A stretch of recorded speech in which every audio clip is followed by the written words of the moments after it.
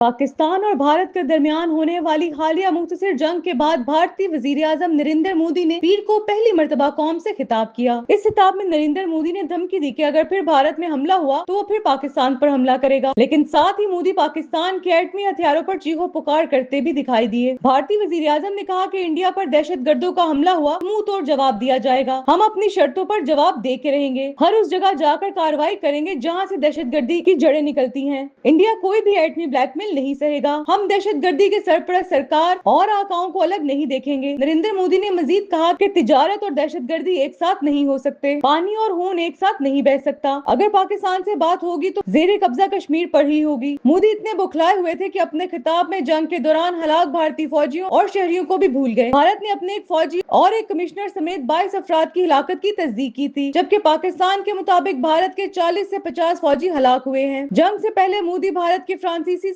Rafale की डींगे मारते थे जो पाकिस्तान ने मार गिराए। खिताब में मोदी ने कहा कि भारत ने मकामी साख्ता असले से दिफा किया और मिसाइल दिफाई निजाम ने पाकिस्तान मिसाइल और ड्रोन मार गिराए। याद रहे कि भारतीय फौज के कर्नल सूफिया कुरैशी ने 10 मई की सुबह ही तस्दीक की थी कि पाकिस्तान ने भारत की 26 फौजी तंसीबात को निशाना बनाया है।